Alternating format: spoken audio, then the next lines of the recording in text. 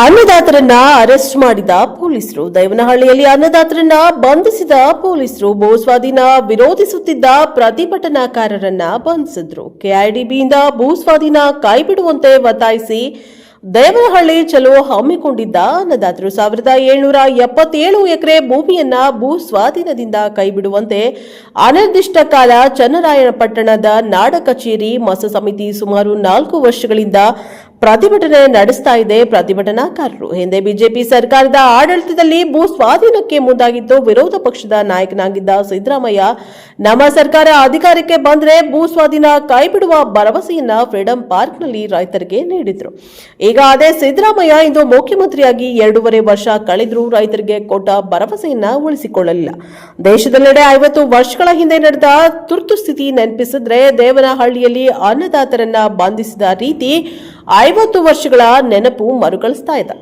ಅಂದು ಕೇಂದ್ರ ಸರ್ಕಾರದಲ್ಲಿ ಇಂದಿರಾ ಗಾಂಧಿ ಕಾಂಗ್ರೆಸ್ ಆಡಳಿತದಲ್ಲಿ ತಮ್ಮ ಅಧಿಕಾರದ ಉಳಿವಿಗಾಗಿ ತುರ್ತು ಪರಿಸ್ಥಿತಿ ಜಾರಿಗೆ ಮಾಡಿದ್ರೆ, ಇಂದು ಕರ್ನಾಟಕದಲ್ಲಿ ಅದೇ ಕಾಂಗ್ರೆಸ್ ಆಡಳಿತದ ಸಿದ್ದರಾಮಯ್ಯ ಆಡಳಿತದಲ್ಲಿ ಅನ್ನದಾತರ ಕುತ್ತಿಗೆಗೆ ಕೈ ಹಾಕಿ ಬಂಧಿಸಿದ್ದು ಮಾತ್ರ ಯಾವ ನ್ಯಾಯ? ಇಂದಿನಿಂದ ರೈತರ ಉಳಿವಿಗಾಗಿ ರಾಜ್ಯದ ಎಲ್ಲಾ ಜಿಲ್ಲೆಗಳಲ್ಲಿ ಪ್ರತಿಭಟನೆ ನಡೆಯಲಿದೆ ಎಂದು ಕರ್ನಾಟಕ ಸಂಯುಕ್ತ ಹೋರಾಟ ಸಮಿತಿಯ ಘೋಷಣೆ ಮಾಡಿದೆ. ಏನೇ ಆಗಲಿ ರೈತರನ್ನ ಈ ರೀತಿ ನಡೆಸಿಕೊಂಡಿದ್ದು ಸರಿನಾ? Bureau report Yaliyur Radhakrishna, NKS TV4 Devanahalli. ನಾವು ಮಣ್ಣನ್ನ ಮಾರೋದಿಲ್ಲ, ಭೂಮಿಯ ಜೊತೆಗೆ ನಮ್ಮ ಸಂವಾದವನ್ನ ಮಾತನ್ನ ನಿಲ್ಲಿಸೋದಿಲ್ಲ. ಏನ್ ಮಾಡ್ತೀರಿ? ಕಾರ್ಖಾನೆಗಳು ಮಾಡಿ ಕೆಲಸ ಕೊಡ್ತಾ ಇರೋ ಎಷ್ಟು ಬದುಕು ಕೆಟ್ಟಿದೆ ಅಂತ ಗೊತ್ತಿಲ್ವಾ ನಿಮಗೆ? ಇವತ್ತೇ ಮನೆ ಮೇಲೆ 6,000 ಎಕರೆ ರೀಸೆಟಲ್ಮೆಂಟ್ ಮಾಡಿದ್ವಿ, ರಸ್ತೆಯಲ್ಲಿ ಬಿದ್ದಳಿತಾ ಇದ್ದಾರೆ. ಏನ್ ಮಾಡ್ತೀರಿ ನಮ್ಮ ರೈತರನ್ನ ನೀವು ತಗೊಂಡು ಕಾರ್ಖಾನೆಗಳು ಮಾಡಿ ಅದಕ್ಕೆ ವಾಚ್ಮೆನ್ಗಳು ಮಾಡ್ತೀರಾ? ಕಸ ಮುಸುರೆ ತಿರ್ಗಿಸ್ತೀರಾ?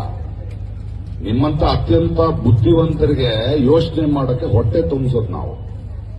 ಮರ್ಯಾದೆ ಕೊಡಿ ದಯವಿಟ್ಟು. ಸಿದ್ದರಾಮಯ್ಯನವರೇ, ಇದು ಇನ್ನೊಂದು ಹೋರಾಟವಾಗೋದು ಅಥವಾ ನಿಮ್ಮನ್ನು ಇಳಿಸುವುದಕ್ಕೆ ಕಾರಣ ಆಗೋದಕ್ಕೆ ಆಡಬೇಡಿ. ಮನಸ್ಸಾಕ್ಷಿಯಿಂದ ಜನರ ಆವೇದನ ಅರ್ಥ ಮಾಡ್ಕೊಳ್ಳಿ, ರೈತರನ್ನ ಅರ್ಥ ಮಾಡ್ಕೊಳ್ಳಿ. ನಾವು ಮಾರಲ್ಲ ಅಂದ್ರೆ ಮಾರಲ್ಲ, ನಮ್ಮ ಬದುಕನ್ನು ಬಿಡೋಲ್ಲ.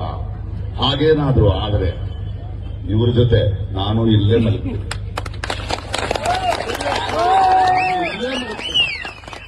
ಕರ್ಕೊಂಡೋಗ್ತಾರೆ ಜಲ್ಗೆ ಹಾಕಿ ಬೇರೆ ತರೋಣ. ಇದೇ ಮಾಡ್ತೀವಿ.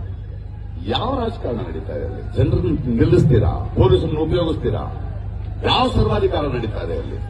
ದಯವಿಟ್ಟು ತುಂಬಾ ಗೌರವ ಇದೆ ಸಿದ್ದರಾಮಯ್ಯನವರೇ ನಿಮ್ಮ ಮೇಲೆ. ನಮ್ಮ ಪ್ರೀತಿಯ ನಾಯಕರು ನೀವು, ಜನರಿಗೆ ಸ್ಪಂದಿಸೋರು ನೀವು. ದಯವಿಟ್ಟು ಸ್ಪಂದಿಸಿ. ಕಿವಿ, ಮನಸ್ಸಾಕ್ಷಿ, ಮನಸ್ಸಿಟ್ಟುಕೊಂಡು ನಮಗೆ ಸ್ಪಂದಿಸಿ ಉತ್ತರ ಕೊಡಬೇಡಿ. ಇವೆಲ್ಲ ನಮಗೆ ಅರ್ಥ ಆಗತ್ತೆ. ಈ ಒಡೆದಾಳೋದು, 300 ಜನ ಸೆಟಲ್ ಮಾಡೋದು, ಇನ್ನೊಬ್ಬರು ಮಾಡೋದು, ಇದು ಬ್ರಿಟಿಷರ ಕಾಲದಿಂದ ನೋಡ್ಕೊಂಡು ಬಂದಿರೋದೇ ನಾವು. ಇದು ನಡೆಯಲ್ಲ.